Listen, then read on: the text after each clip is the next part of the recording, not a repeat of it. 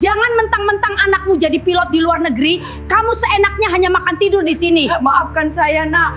Hentikan ini! Selina, jadi selama ini kamu memperlakukan ibuku seperti pembantu. Mulai detik ini saya akan cabut semua rekening yang aku berikan padamu.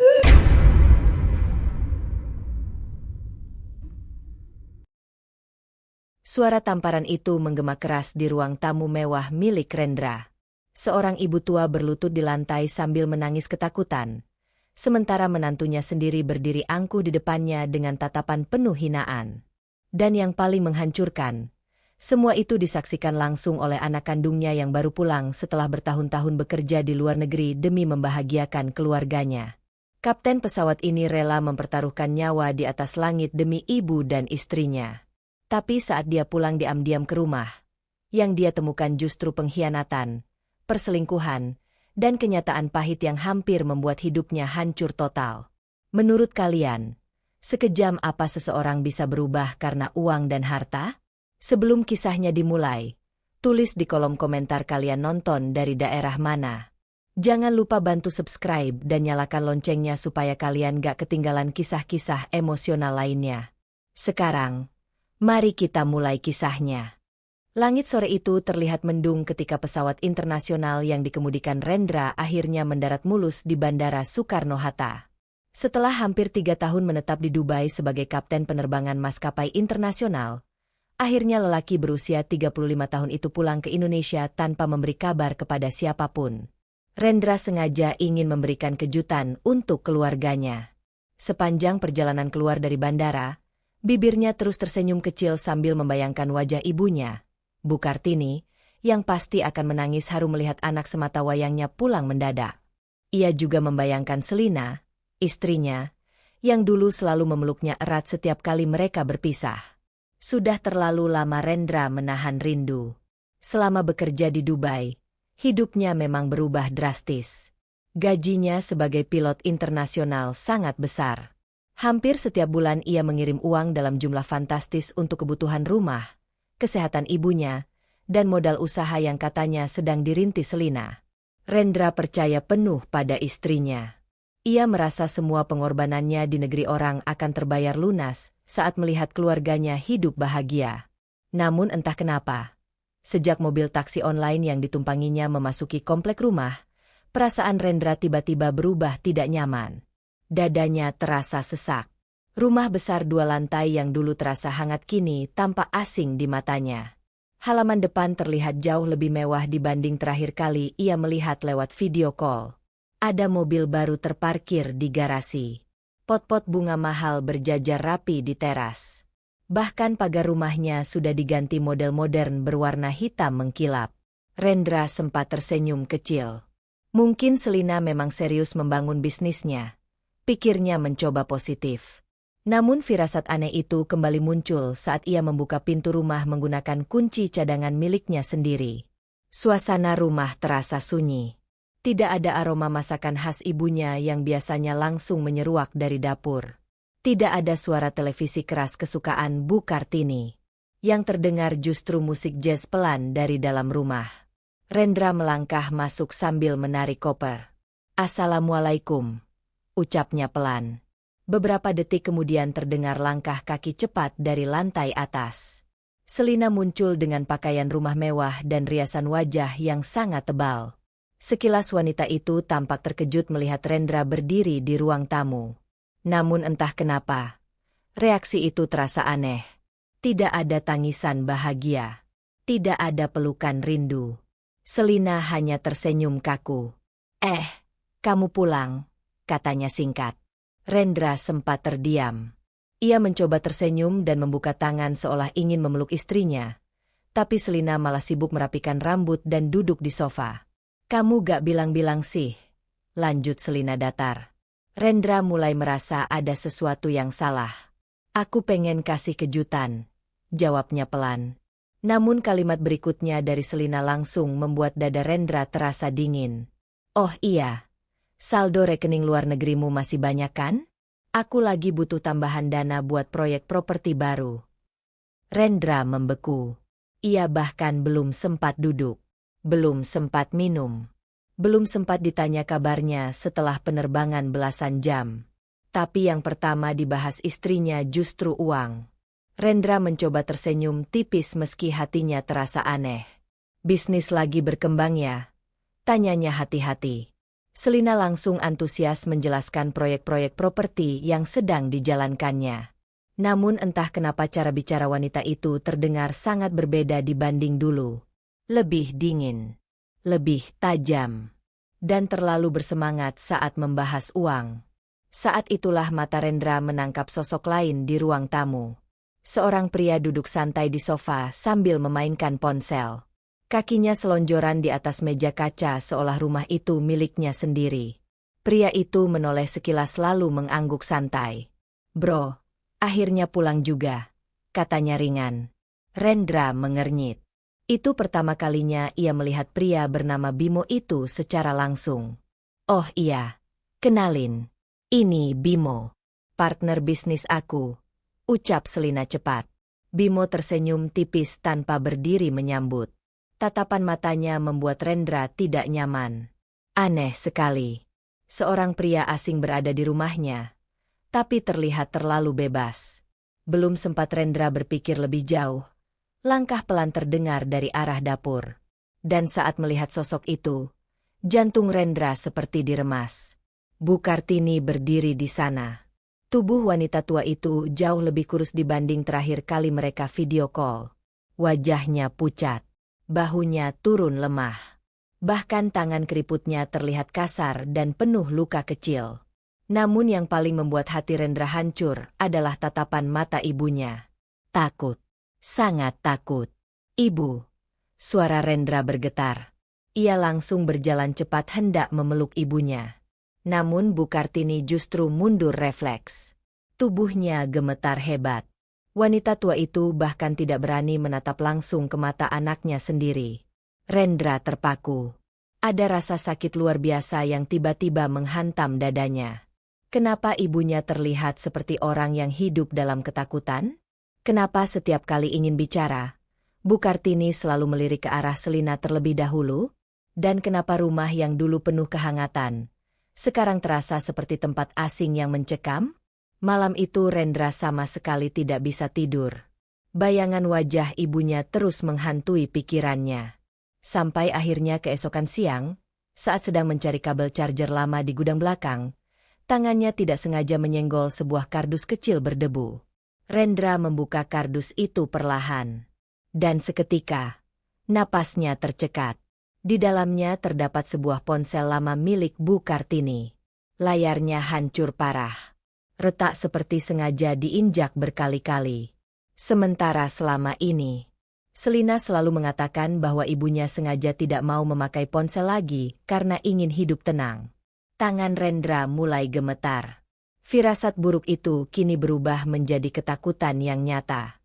Dan untuk pertama kalinya sejak pulang ke rumah itu, Rendra sadar. Ada sesuatu yang sangat gelap sedang disembunyikan darinya. Sejak menemukan ponsel Bu Kartini yang hancur di gudang belakang, hati Rendra tidak pernah benar-benar tenang. Ada sesuatu yang terasa sangat salah di rumah itu. Dan semakin lama ia memperhatikan, semakin jelas pula kenyataan pahit yang perlahan terbuka di depan matanya sendiri. Rumah yang dulu penuh tawa kini terasa seperti tempat asing yang menyesakan. Malam itu, Rendra sengaja duduk diam di ruang tengah sambil berpura-pura memainkan ponsel.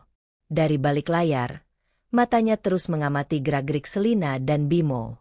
Keduanya terlihat sangat akrab. Terlalu akrab untuk sekadar rekan bisnis. Bimo duduk santai sambil tertawa keras menikmati wine mahal di meja ruang tamu. Sementara Selina duduk sangat dekat di sampingnya sambil menunjukkan foto-foto proyek properti di tablet. Sesekali tangan mereka bersentuhan. Dan anehnya, Selina sama sekali tidak menjaga sikap di depan suaminya sendiri. "Kalau proyek yang di Bandung jadi, kita bisa untung besar banget," ucap Selina penuh semangat. Bimo tersenyum lebar. "Tenang aja. Selama modalnya lancar, semua beres." Kata-kata itu membuat dada Rendra terasa panas. Modalnya lancar.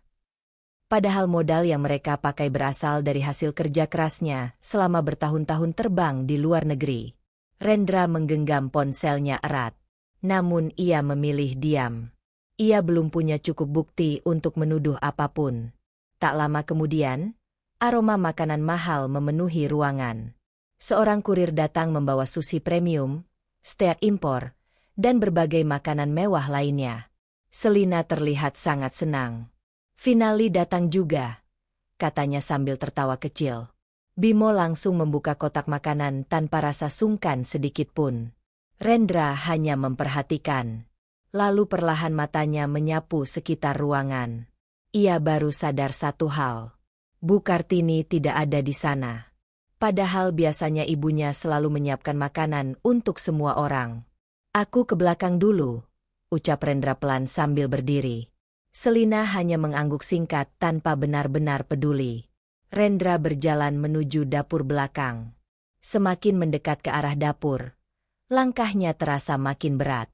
Dan saat itulah, dadanya seperti dihantam sesuatu yang sangat keras. Bu Kartini duduk sendirian di kursi plastik kecil dekat wastafel dapur. Lampu dapur belakang redup dan berkedip-kedip.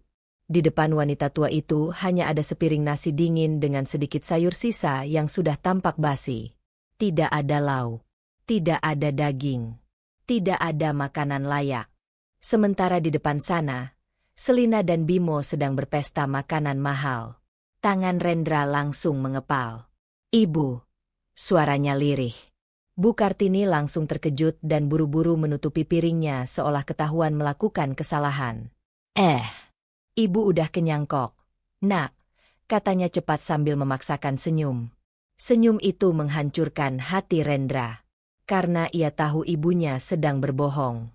Wanita yang dulu selalu mendahulukan anaknya makan itu sekarang malah makan sisa seperti pembantu di rumah sendiri. Rendra nyaris tidak sanggup menahan emosinya. Namun sebelum ia sempat bicara lebih jauh, suara Bimo terdengar dari ruang tengah. Bu Kartini, kopinya mana? Nada suaranya keras, seperti majikan memanggil pelayan. Dan yang membuat darah Rendra mendidih. Bu Kartini langsung berdiri tergesa-gesa dengan wajah panik. Iya sebentar. Wanita tua itu berjalan cepat sambil sedikit membungkuk menahan sakit di pinggangnya. Rendra hanya bisa menatap dengan rahang mengeras. Ia mulai sadar. Ibunya benar-benar diperlakukan seperti pembantu. Hari-hari berikutnya semakin membuka mata Rendra. Bimo sama sekali tidak tahu diri. Pria itu berjalan keluar masuk rumah tanpa sopan santun sedikit pun. Ia bahkan hafal letak semua barang di rumah. Kadang ia seenaknya mengambil handuk di kamar mandi. Kadang memakai sandal rumah milik Rendra. Kadang membuka kulkas sambil berteriak meminta minuman. Dan yang paling menyakitkan, semua perintah itu selalu diarahkan kepada Bu Kartini. Bu, bikinin kopi. Bu, cuciin gelas ini. Bu, ambilin charger di kamar. Sementara Selina hanya duduk santai bermain ponsel seolah semua itu hal biasa. Setiap melihat ibunya mondar-mandir melayani mereka, dada Rendra terasa seperti terbakar. Namun ia masih berusaha menahan diri. Ia tahu emosi saja tidak cukup. Ia harus mencari tahu semuanya. Sampai akhirnya kejadian itu terjadi. Sore itu hujan turun cukup deras. Rendra baru saja turun dari lantai 2 ketika suara bentakan Selina tiba-tiba menggema keras di ruang tamu. Ya ampun ibu. Rendra langsung mempercepat langkah. Dan pemandangan di depan matanya membuat darahnya mendidih seketika. Bu Kartini berdiri gemetar sambil memegang tas branded merah milik Selina. Di meja dekat tas itu terlihat sedikit noda kopi. Mungkin tanpa sengaja terkena saat Bu Kartini membersihkan meja. Namun reaksi Selina benar-benar di luar batas. Tahu gak sih harga tas itu berapa? Selina berteriak sangat keras. Bu Kartini langsung menunduk ketakutan. Maaf, ibu gak sengaja. Gak sengaja terus. Ibu tuh kalau tua jangan nyusahin orang. Kalimat itu menghantam telinga Rendra seperti petir. Ia nyaris tidak percaya wanita yang dulu begitu lembut sekarang berubah sekejam itu. Namun yang paling menghancurkan terjadi beberapa detik kemudian. Selina berjalan cepat mendekati Bu Kartini. Dan tanpa peringatan, bruk, ia mendorong tubuh wanita tua itu dengan keras. Bu Kartini kehilangan keseimbangan dan jatuh terduduk di lantai keramik. Suara benturannya membuat jantung Rendra seperti berhenti. Ibu. Rendra langsung berlari turun. Ia memeluk tubuh ibunya yang meringis kesakitan sambil memegang pinggang. Dan saat itulah matanya menatap tajam ke arah Selina. Tatapan yang selama ini ia tahan akhirnya berubah penuh kemarahan. Namun anehnya, Selina sama sekali tidak terlihat bersalah. Malah wajahnya tampak kesal. Aku lagi stres tahu gak sih? Bentaknya. Sementara di belakangnya, Bimo malah tertawa kecil sambil bersandar santai di sofa. Pria itu bahkan terlihat menikmati kejadian itu seperti menonton hiburan murahan. Udahlah, Ren, katanya santai sambil terkekeh. Namanya juga emak-emak tua. Kadang emang bikin emosi. Kalimat itu membuat tangan Rendra bergetar hebat. Rasanya ia ingin menghajar wajah Bimo saat itu juga. Namun Bu Kartini tiba-tiba menggenggam tangannya pelan.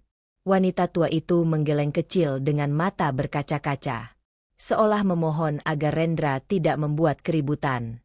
Dan untuk pertama kalinya dalam hidupnya, Rendra merasa gagal menjadi seorang anak.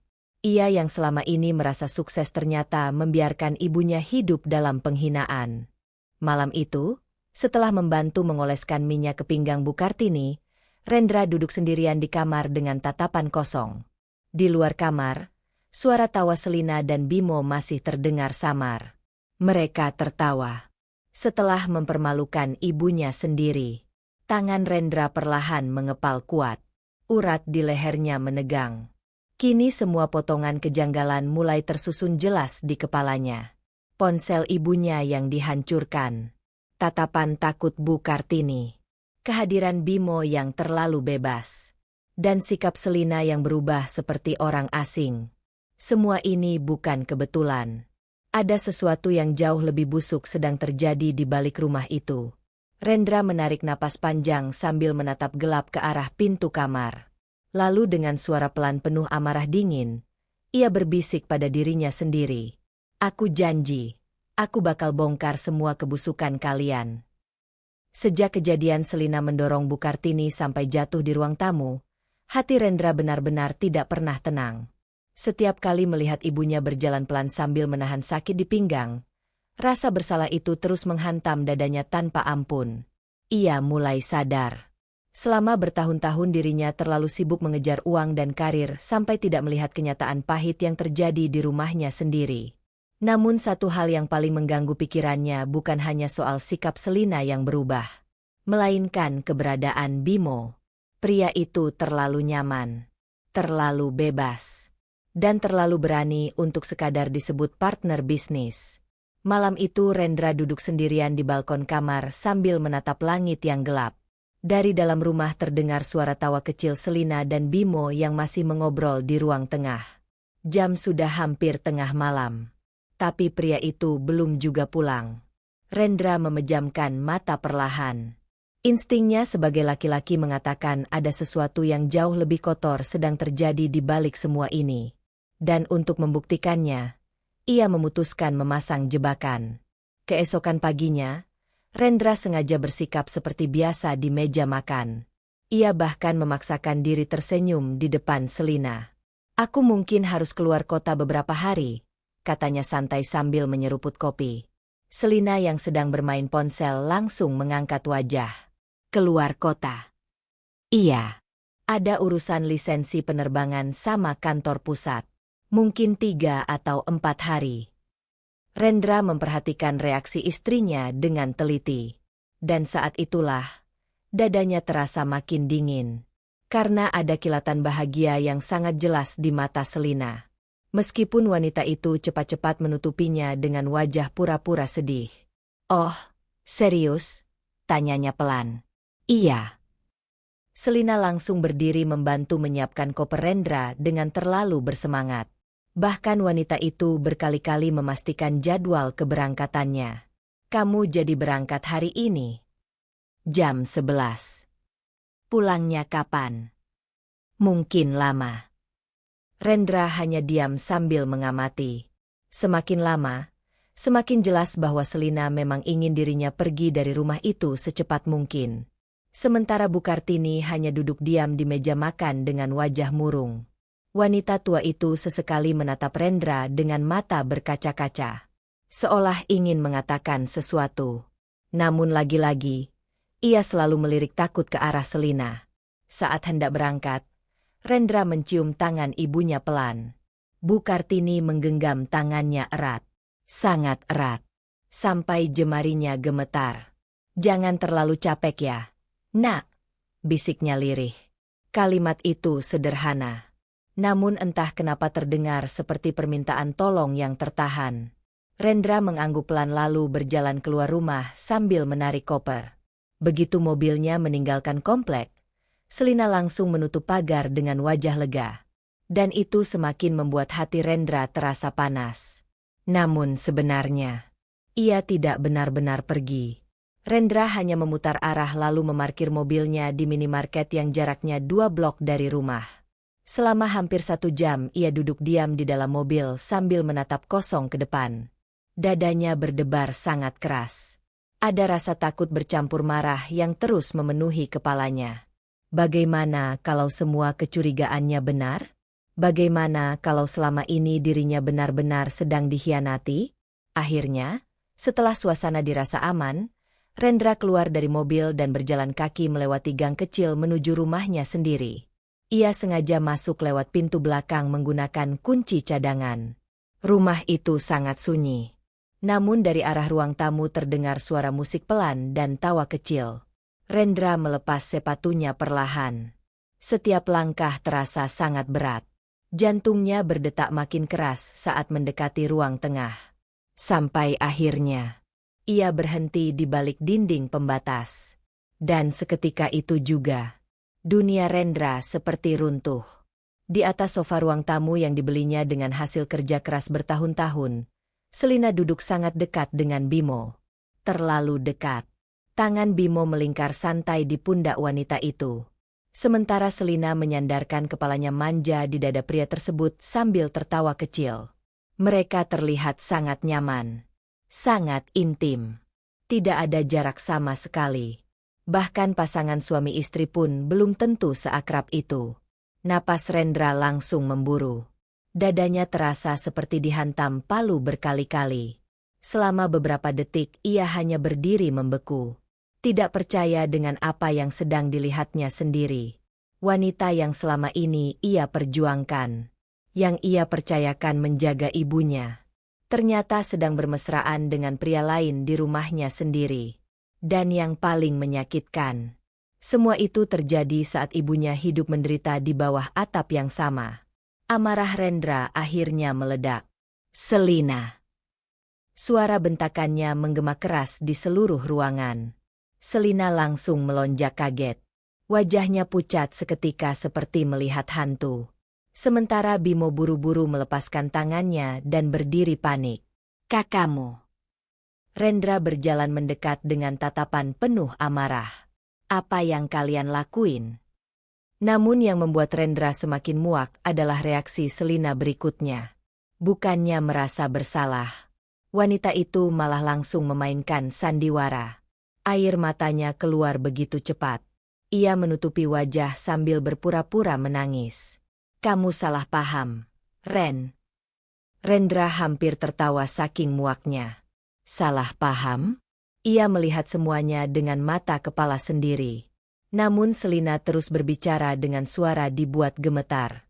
"Aku lagi stres mikirin kondisi ibu. Aku tadi cuma curhat. Dan dia meluk kamu," potong Rendra dingin. Selina buru-buru menggeleng. "Bimo cuma nenangin aku." Bimo pun langsung ikut bermain drama. Pria itu memasang wajah prihatin seolah orang paling bijak di dunia. "Bro, jangan emosi dulu," katanya pelan. Selina lagi tertekan banget ngurus rumah sama kondisi Bu Kartini. Rendra mengepalkan tangan sangat kuat. Rasanya ia ingin menghancurkan wajah pria itu saat itu juga. Namun anehnya, di tengah kemarahan yang membara, Otaknya justru mulai berpikir jernih. Mereka terlalu tenang. Terlalu cepat mencari alasan. Artinya, ini bukan pertama kali mereka berbohong. Mereka sudah terbiasa memanipulasi keadaan. Dan kalau ia meledak sekarang tanpa bukti kuat, mereka pasti akan kembali lolos dengan sandiwara murahan itu. Rendra menarik napas panjang. Sangat panjang. Lalu perlahan ia mundur sambil menatap mereka bergantian. Tatapan itu membuat Selina mulai gelisah. "Aku capek," ucap Rendra dingin. "Nanti kita lanjut ngomong." Lalu ia berjalan pergi meninggalkan ruang tamu. Namun di dalam kamar, Rendra menghantam meja keras sampai buku-buku berjatuhan. Dadanya terasa sesak luar biasa. Air matanya hampir jatuh. Bukan hanya karena perselingkuhan itu, tapi karena dirinya sadar. Semua penderitaan ibunya ternyata terjadi saat dua manusia itu sibuk menikmati hidup menggunakan uang hasil kerja kerasnya. Malam itu Rendra tidak tidur sama sekali. Ia duduk di kursi sambil menatap gelap keluar jendela. Kini semuanya mulai jelas. Selina dan Bimo bukan sekadar dekat. Mereka sedang bermain sangat kotor di belakangnya. Dan Rendra tahu, mulai malam ini, ia tidak bisa lagi hanya menjadi suami yang sabar. Ia harus menjadi seseorang yang lebih dingin, lebih tenang, dan lebih berbahaya. Karena ia bersumpah akan menghancurkan mereka dengan tangan dan bukti mereka sendiri. Malam itu suasana rumah terasa sangat sunyi. Setelah drama sandiwara Selina dan Bimo di ruang tamu tadi siang, Rendra memilih berpura-pura tenang. Ia makan malam seperti biasa. Bahkan sempat beberapa kali menjawab pertanyaan Selina dengan nada datar seolah tidak terjadi apa-apa.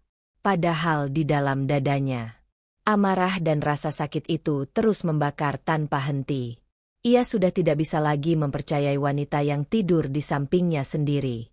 Dan yang paling menyiksa adalah kenyataan bahwa selama ini ibunya hidup menderita sementara dirinya sibuk bekerja mati-matian di negeri orang. Jam menunjukkan pukul 1 dini hari. Selina sudah tertidur lelap di atas ranjang sambil memeluk guling. Cahaya lampu tidur membuat wajah wanita itu terlihat tenang dan polos. Namun bagi Rendra, wajah itu sekarang terasa asing. Perlahan ia bangkit dari tempat tidur tanpa suara. Matanya menatap Selina beberapa detik. Lalu diam-diam ia berjalan menuju meja rias di sudut kamar. Tangannya mulai membuka laci satu persatu. Awalnya tidak ada yang mencurigakan selain kosmetik mahal, parfum branded, dan tumpukan kartu member salon eksklusif. Namun saat membuka laci paling bawah, jantung Rendra mulai berdegup lebih keras. Di sana ada sebuah pouch kecil warna hitam yang sengaja disembunyikan di balik tumpukan pakaian. Rendra mengambilnya perlahan. Begitu resleting dibuka, dadanya langsung terasa sesak. Di dalam pouch itu terdapat kwitansi pembelian perhiasan mewah dari butik ternama di Jakarta Selatan.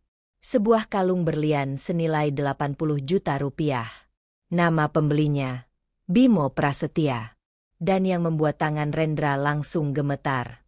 Metode pembayarannya menggunakan kartu kredit tambahan miliknya. Rendra terduduk lemas di lantai. Matanya menatap kosong pada angka-angka di kwitansi itu. Selama ini ia bekerja belasan jam di atas langit. Menahan lelah. Menahan rindu. Bahkan mempertaruhkan nyawa demi mengumpulkan uang untuk masa depan keluarganya. Namun uang itu ternyata dipakai istrinya untuk memanjakan pria lain. Rendra menggertakkan rahang keras. Dadanya terasa panas. Tapi rasa penasaran membuatnya terus mencari. Ia mulai membongkar lemari Selina lebih dalam. Sampai akhirnya tangannya menemukan sebuah kunci kecil berwarna emas yang diselipkan di dalam kotak perhiasan. Kunci itu tampak asing. Rendra mengernyit. Ia mencoba mengingat-ingat benda apa di rumah yang menggunakan kunci seperti itu. Dan tiba-tiba, ia teringat kamar tamu. Kamar yang selama ini sering ditempati Bimo saat katanya lembur proyek. Jantung Rendra mulai berdetak makin cepat. Ia segera keluar kamar dengan langkah pelan agar tidak membangunkan Selina. Lorong rumah terasa dingin dan gelap. Hanya cahaya lampu kecil yang menerangi jalan menuju kamar tamu. Begitu masuk ke dalam ruangan itu, aroma parfum maskulin langsung tercium kuat. Rendra menatap sekitar kamar dengan rahang mengeras. Kamar itu terlalu rapi, terlalu nyaman. Bahkan lemari pakaian di sana sebagian besar berisi baju milik Bimo. Seolah pria itu memang tinggal menetap di rumah tersebut. Rendra mulai mencari sesuatu yang mencurigakan. Sampai akhirnya pandangannya tertuju pada sebuah lukisan besar di dinding. Entah kenapa posisi lukisan itu tampak sedikit menonjol. Ia mendekat perlahan. Dan benar saja. Di balik lukisan itu tersembunyi sebuah brankas kecil. Napas Rendra langsung memburu. Tangannya gemetar saat memasukkan kunci emas tadi. Klik. Brankas itu terbuka. Dan seketika, dunia Rendra seperti runtuh sedikit demi sedikit. Di dalamnya ada tumpukan uang tunai. Beberapa map dokumen. Perhiasan mahal. Dan sebuah ponsel lama yang sangat dikenalnya. Ponsel milik Bu Kartini. Mata Rendra langsung membesar. Tangannya gemetar saat mengambil ponsel itu. Padahal selama ini Selina selalu bilang bahwa ibunya tidak mau memakai ponsel lagi karena ingin hidup tenang. Namun ternyata, ponsel itu sengaja disembunyikan. Dengan napas tidak teratur, Rendra mencoba menyalakan ponsel tersebut. Ajaibnya, ponsel itu masih hidup. Dan saat layar menyala, jantung Rendra seperti dihantam ribuan pisau sekaligus. Puluhan, ratusan, bahkan ribuan pesan memenuhi layar. Semuanya dari Bu Kartini. Rendra, ibu kangen. Nak, kapan pulang? Ibu sakit. Maya marah lagi. Tolong telepon ibu. Beberapa pesan bahkan dikirim tengah malam. Ada yang hanya berisi tangisan suara. Ada yang terputus-putus. Dan semuanya berstatus gagal terkirim. Rendra mulai kesulitan bernapas. Tangannya bergetar hebat. Air matanya jatuh tanpa bisa ditahan lagi. Selama 3 tahun. Ibunya ternyata berusaha menghubunginya berkali-kali. Namun semua akses itu sengaja diputus. Nomornya diblokir. Pesannya dihapus. Dan dirinya hidup tenang di Dubai tanpa tahu apapun. Rendra menutup mulutnya sendiri agar tidak berteriak. Rasa bersalah itu menghantamnya begitu keras sampai dadanya terasa sakit. Ibunya menderita sendirian. Menangis sendirian. Dan dirinya gagal menyadari semuanya. Namun penderitaan itu ternyata belum selesai. Saat membuka map dokumen di dalam brankas, wajah Rendra perlahan berubah pucat. Ada beberapa surat legal tentang aset rumah. Fotokopi sertifikat rumah, dokumen pinjaman bank, dan beberapa lembar surat kuasa yang membuat darahnya langsung dingin. Namanya tercantum di sana. Tanda tangannya juga ada. Namun Rendra tahu pasti, ia tidak pernah menandatangani dokumen-dokumen itu. Tatapan matanya mulai kabur. Ia membaca halaman demi halaman dengan napas memburu. Rumah itu. Rumah yang dibelinya dari hasil kerja keras selama bertahun-tahun. Ternyata sedang dijadikan jaminan pinjaman bernilai miliaran rupiah. Dan semuanya dilakukan diam-diam. Tanpa sepengetahuannya. Keringat dingin mulai mengalir di pelipis Rendra. Untuk pertama kalinya, ia mulai merasa takut. Bukan hanya karena perselingkuhan. Bukan hanya karena pengkhianatan. Tapi karena ia sadar, Selina dan Bimo mungkin sedang berusaha mengambil seluruh hidupnya. Rumahnya, hartanya, bahkan hubungan dirinya dengan ibu kandungnya sendiri. Rendra menatap kosong ke arah brankas terbuka itu. Kini semuanya terasa jauh lebih besar dan lebih gelap dari yang ia bayangkan. Dan malam itu, satu pertanyaan mengerikan mulai menghantui pikirannya. Apakah rumah ini sebenarnya masih miliknya? Pagi itu langit terlihat mendung. Namun suasana di dalam hati Rendra jauh lebih gelap dibanding cuaca di luar rumahnya. Sejak menemukan isi brankas rahasia semalam, kepalanya terasa penuh sesak. Ia hampir tidak tidur sama sekali. Setiap kali memejamkan mata, bayangan pesan-pesan Bu Kartini yang gagal terkirim terus muncul di pikirannya. Ibu sakit. Tolong telepon ibu. Kalimat-kalimat itu terasa seperti pisau yang menusuk dadanya berkali-kali. Dan sekarang, ia harus menghadapi kenyataan yang lebih mengerikan lagi. Tentang uangnya, tentang rumahnya, tentang hidupnya yang perlahan dihancurkan dari belakang. Rendra sengaja keluar rumah pagi-pagi sekali sebelum Selina bangun. Ia hanya berpamitan singkat kepada Bu Kartini yang sedang menyapu halaman dengan tubuh lemah. "Ibu doain semuanya baik-baik aja ya," ucap Rendra lirih sambil mencium tangan wanita tua itu. Bu Kartini menatap anaknya dengan mata sembab, seolah beliau tahu badai besar sedang datang. Rendra langsung masuk ke mobil dan melaju menuju bank pusat tempat seluruh hasil kerjanya selama di Dubai disimpan. Sepanjang perjalanan tangannya terus gemetar di atas setir. Ia masih berharap semua dokumen yang ditemukan semalam hanyalah kesalahpahaman. Namun jauh di dalam hatinya, ia tahu semuanya nyata. Begitu tiba di bank, Rendra langsung menuju meja customer service prioritas.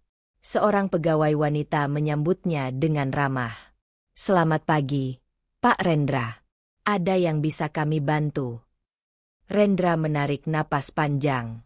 "Saya mau cek seluruh mutasi rekening saya selama 3 tahun terakhir." Beberapa menit kemudian, tumpukan data transaksi mulai dicetak. Dan saat lembar demi lembar keluar dari mesin printer, wajah Rendra perlahan berubah pucat.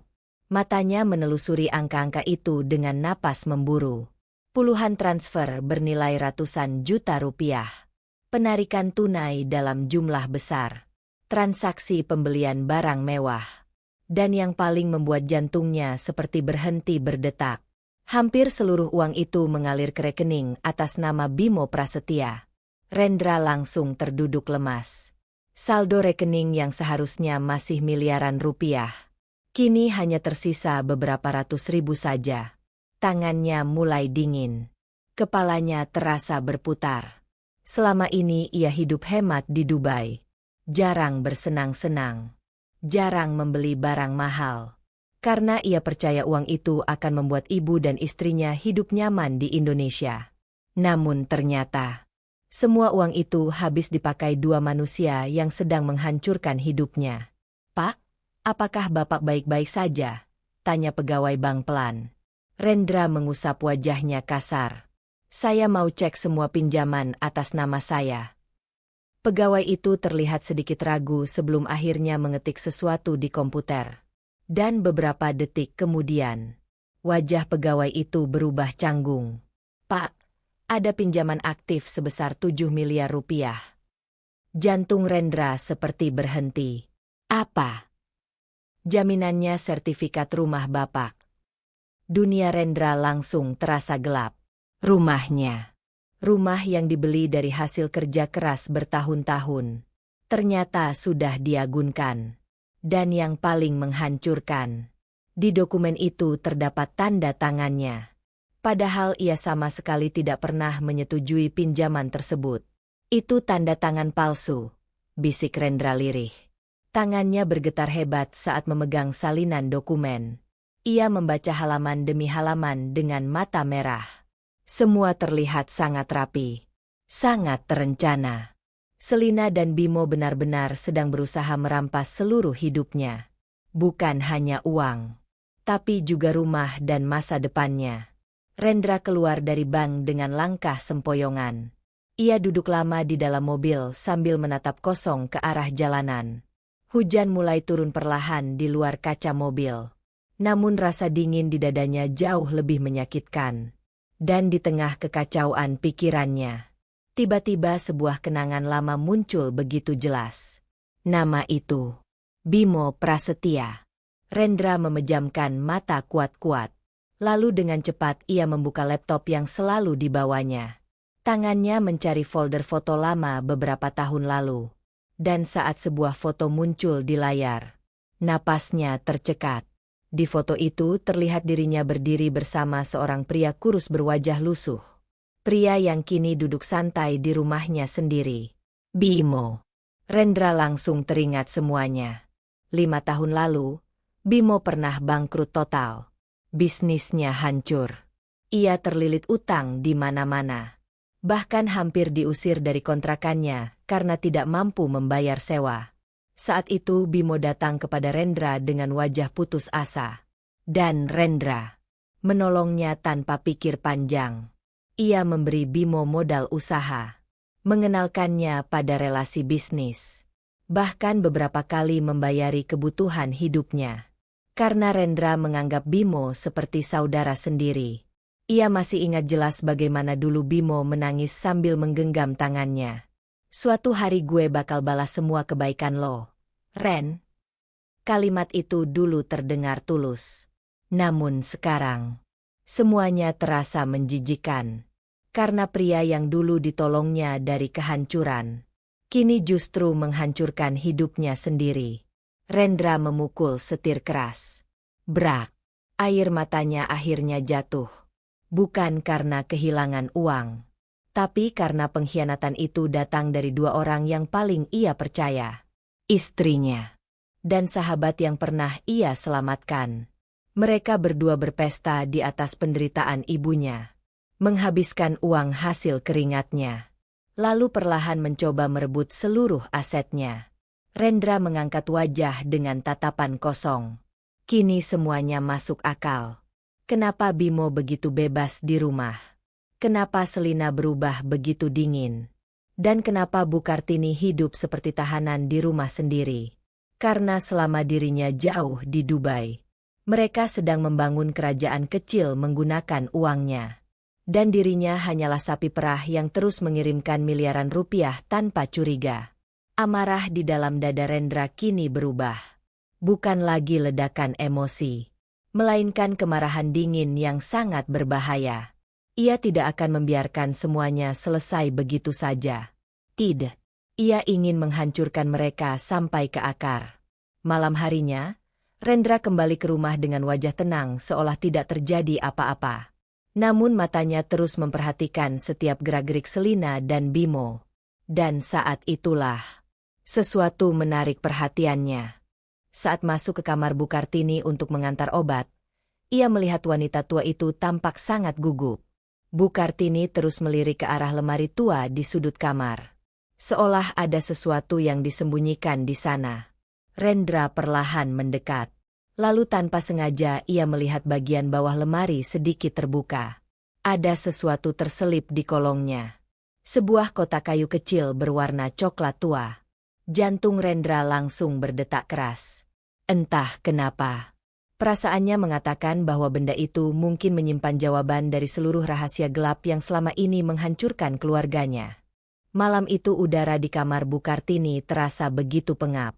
Lampu kecil di sudut ruangan berkedip-redup, membuat bayangan dinding tampak bergerak-gerak seperti menyimpan ketakutan yang selama ini terkubur di rumah itu. Rendra duduk di pinggir ranjang tua milik ibunya. Pikirannya masih dipenuhi semua fakta mengerikan yang baru ia temukan sejak pagi. Uang miliaran rupiah lenyap. Rumahnya diagunkan. Perselingkuhan Selina dan Bimo. Dan pengkhianatan sahabat yang dulu pernah ia selamatkan dari kehancuran.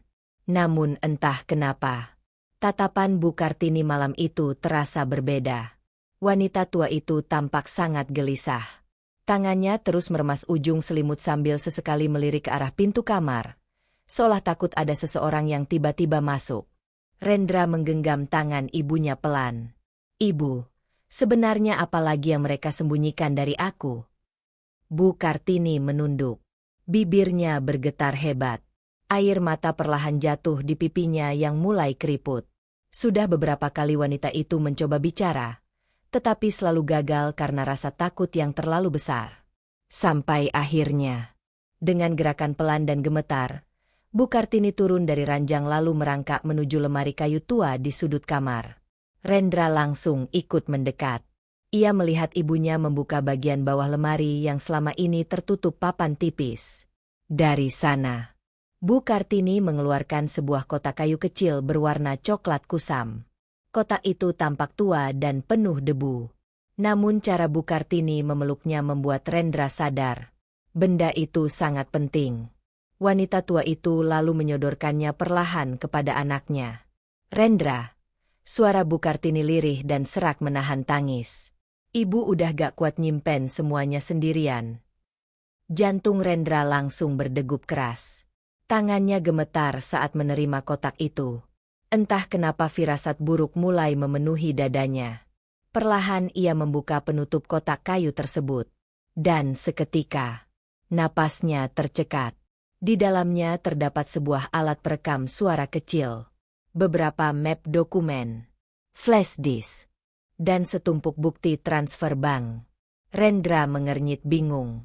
Namun saat ia menekan tombol play pada alat perekam itu, tubuhnya langsung membeku.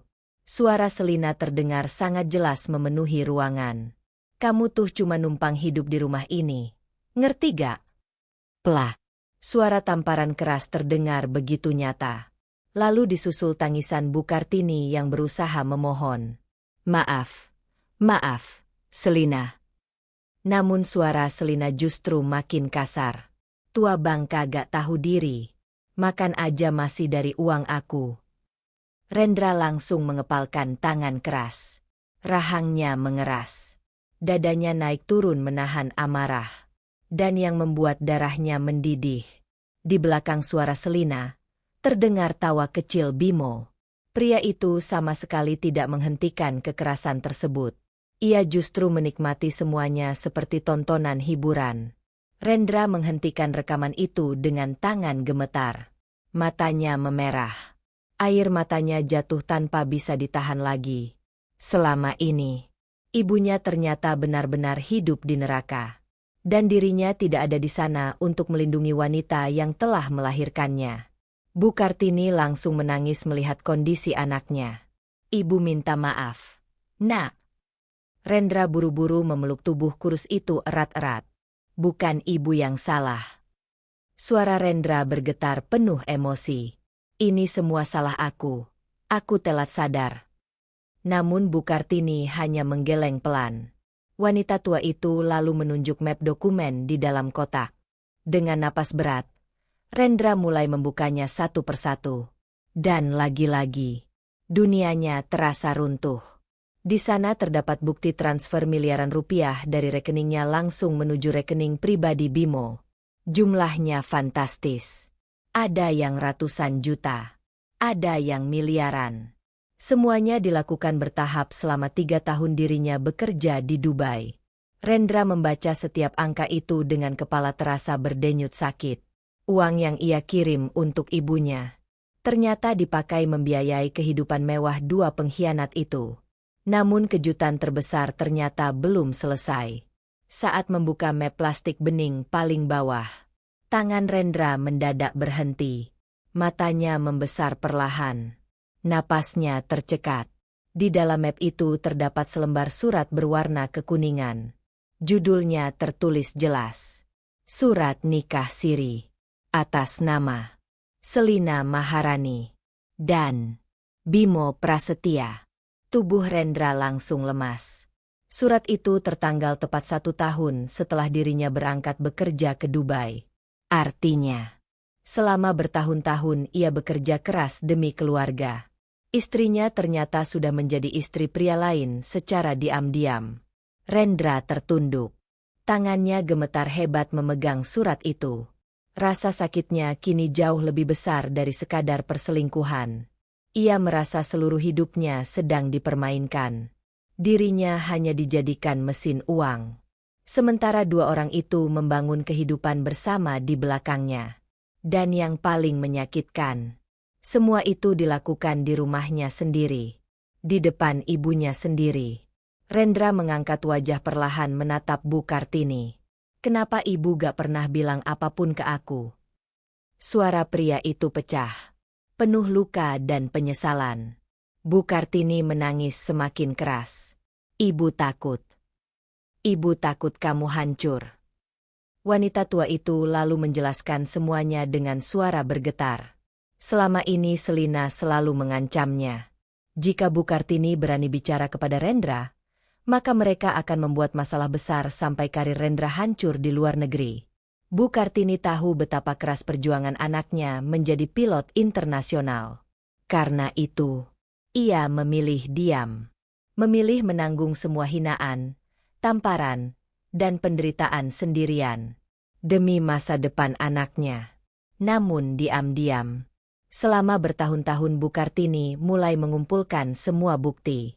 Ia merekam setiap kekerasan. Menyimpan dokumen. Mencatat transfer uang, dan menyembunyikan semuanya di dalam kotak kayu ini. Dengan harapan, suatu hari nanti Rendra akan pulang dan mengetahui seluruh kebenaran. Rendra menunduk sambil menangis. Ia memeluk ibunya erat-erat. Dan untuk pertama kalinya sejak pulang ke Indonesia, amarah di dalam dirinya berubah. Bukan lagi kemarahan yang meledak-ledak, melainkan amarah dingin yang sangat tenang, sangat terencana. Tatapan matanya perlahan berubah tajam. Kini ia tidak ingin sekadar marah. Ia ingin menghancurkan Selina dan Bimo sampai mereka tidak bisa bangkit lagi. Rendra menutup kotak kayu itu perlahan, lalu berdiri dengan napas panjang. Tatapannya mengarah ke pintu kamar yang tertutup rapat. Di luar sana, dua manusia yang menghancurkan ibunya masih tertawa menikmati hidup. Namun mereka tidak tahu, malam ini akan menjadi malam terakhir mereka menikmati semuanya. Karena Rendra sudah memutuskan, malam ini juga, seluruh sandiwara busuk itu harus berakhir. Malam itu rumah besar milik Rendra terasa sangat sunyi. Namun di balik kesunyian itu, ada badai besar yang sebentar lagi menghancurkan segalanya. Rendra berdiri di depan cermin kamar sambil menatap pantulan dirinya sendiri. Matanya merah, rahangnya mengeras. Di tangannya tergenggam erat kotak kayu berisi seluruh bukti pengkhianatan Selina dan Bimo. Rekaman suara, bukti transfer, dokumen palsu, dan surat nikah siri yang selama ini disembunyikan rapat-rapat. Semua kebusukan itu akhirnya terkumpul lengkap di tangannya.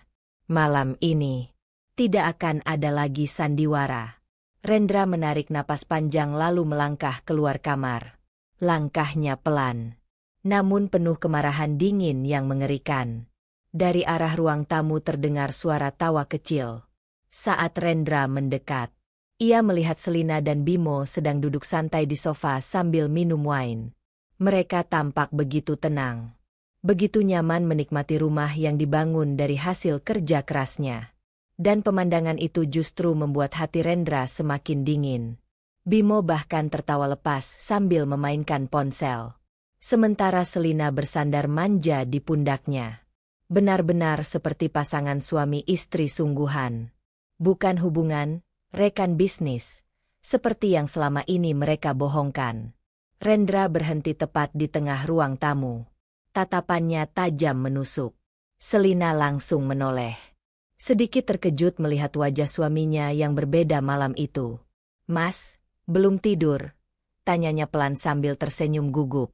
Namun Rendra tidak menjawab. Ia justru melempar kotak kayu itu keras ke atas meja. Brak! Suara benturan membuat Selina dan Bimo refleks berdiri. Belum sempat mereka bicara, Rendra langsung menyalakan rekaman suara dari ponselnya. Dan seketika, suara makian Selina memenuhi seluruh ruangan. "Kamu cuma beban di rumah ini." Plak! Suara tamparan keras terdengar jelas. Disusul tangisan Bu Kartini yang memohon ampun. Wajah Selina langsung pucat pasi. Sementara Bimo mundur perlahan dengan napas tidak teratur. Rendra memutar rekaman demi rekaman tanpa belas kasihan. Suara hinaan, ancaman, tangisan ibunya. Semua memenuhi ruang tamu seperti mimpi buruk yang akhirnya terbongkar. "Cukup, Mas, cukup." Suara Selina mulai bergetar panik. Namun Rendra tidak peduli. Dengan tangan gemetar karena amarah, ia mengambil surat nikah siri lalu melemparkannya tepat ke wajah Bimo. Perang. Kertas itu jatuh berserakan di lantai. Dan untuk pertama kalinya, topeng mereka benar-benar hancur. Selina langsung menangis histeris. Ia berlutut di depan Rendra sambil memegang kaki suaminya. "Mas, aku bisa jelasin semuanya." Aku hilaf. Ini semua salah Bimo. Namun Rendra langsung menepis tangan wanita itu kasar. Matanya penuh luka. Aku kerja siang malam di Dubai buat bahagiain kalian. Dan kalian malah bikin ibuku hidup kayak pembantu di rumah sendiri. Selina menangis semakin keras. Maskara di wajahnya luntur bercampur air mata. Kini tidak ada lagi sosok wanita anggun penuh kemewahan. Yang tersisa hanyalah seorang pengkhianat yang ketakutan. Bimo mencoba bicara. Ren, dengar dulu. Bug. Rendra langsung menghantam meja keras sampai gelas wine jatuh pecah berantakan. Jangan panggil nama gue. Suara Rendra menggelegar memenuhi rumah. Gue pernah nolong hidup lo waktu lo bangkrut. Gue kasih lo makan. Gue kasih lo modal. Tapi lo malah tidur sama istri gue dan nyiksa ibu gue. Bimo terdiam. Wajahnya pucat. Tidak ada lagi sikap sok percaya diri seperti biasanya. Pria itu kini terlihat seperti pecundang ketakutan. Dan tepat saat suasana semakin panas, suara mobil berhenti terdengar dari luar rumah. Selina menoleh panik. Beberapa detik kemudian, tok, tok, tok. Pintu rumah diketuk keras. Rendra menatap mereka dingin. Aku udah lapor polisi sejak sore. Kalimat itu membuat Selina langsung lemas jatuh terduduk. Pintu terbuka. Beberapa polisi masuk ke dalam rumah. Mereka langsung menunjukkan surat penangkapan atas dugaan penggelapan dana, pemalsuan dokumen, kekerasan terhadap lansia, dan penipuan aset. Selina menjerit histeris. Mas tolong. Jangan lakuin ini. Aku istri kamu. Namun Rendra hanya menatap tanpa ekspresi. Istriku udah mati sejak dia pilih selingkuh dan nyiksa ibuku. Polisi langsung memborgol tangan Bimo terlebih dahulu. Pria itu mencoba melawan. Namun akhirnya hanya bisa tertunduk malu saat dibawa keluar rumah. Selina menangis sambil terus memohon ampun. Tetapi semuanya sudah terlambat. Rendra lalu menyeret koper-koper mereka keluar rumah. Ia melemparkannya begitu saja ke halaman depan. Dan keributan besar itu langsung mengundang perhatian tetangga sekitar. Satu persatu warga keluar rumah. Mereka terkejut melihat Selina dan Bimo diborgol polisi. Bisik-bisik mulai terdengar di mana-mana. Itu kan istrinya Pak Rendra. Ya Allah, ternyata selingkuh. Tega banget sama mertuanya. Selina menutupi wajahnya sambil menangis malu. Semua kemewahan yang selama ini ia banggakan runtuh dalam semalam. Tas branded, perhiasan mahal, mobil mewah. Semuanya kini tidak berarti apa-apa. Karena harga dirinya hancur di depan banyak orang. Sementara Bimo hanya menunduk tanpa berani menatap siapapun. Rendra berdiri di depan pagar rumah dengan napas berat. Namun untuk pertama kalinya sejak pulang ke Indonesia, dadanya terasa sedikit lega. Bukan karena dendamnya terbalas, tetapi karena ibunya akhirnya bebas dari neraka itu. Setelah mobil polisi pergi membawa Selina dan Bimo, rumah itu kembali sunyi. Rendra perlahan masuk ke kamar Bu Kartini. Dan saat melihat wanita tua itu duduk lemah di pinggir ranjang, air mata Rendra langsung jatuh lagi. Ia bersimpuh di lantai, memeluk kaki ibunya erat-erat. Maafin Rendra, Bu. Rendra telat sadar. Suara pria itu pecah penuh penyesalan. Bu Kartini menangis sambil mengusap kepala anaknya pelan. Sekarang semuanya udah selesai, Nak. Malam itu mereka menangis bersama. Namun bukan lagi tangisan penuh ketakutan. Melainkan tangisan lega setelah penderitaan panjang akhirnya berakhir. Beberapa hari kemudian, Rendra memutuskan menjual rumah itu. Ia tidak ingin ibunya terus hidup di tempat yang penuh luka dan trauma. Mereka pindah ke kota kecil yang tenang. Memulai hidup baru dari awal. Tanpa Selina. Tanpa Bimo. Tanpa pengkhianatan. Kini setiap pagi Rendra selalu menemani ibunya sarapan. Mengantar kontrol kesehatan, dan menghabiskan waktu yang dulu hilang karena ambisi pekerjaan. Sampai suatu sore, saat mereka duduk bersama melihat matahari terbenam di beranda rumah baru, Rendra menggenggam tangan ibunya erat. Ia akhirnya sadar. Semua jabatan, semua uang, semua kemewahan yang dulu ia kejar mati-matian, tidak ada artinya dibanding satu hal sederhana. Kasih seorang ibu. Karena pada akhirnya, rumah paling berharga bukanlah bangunan mewah atau rekening miliaran rupiah, melainkan tempat di mana seorang ibu masih mendoakan anaknya dengan tulus, meski hatinya sendiri hancur terluka.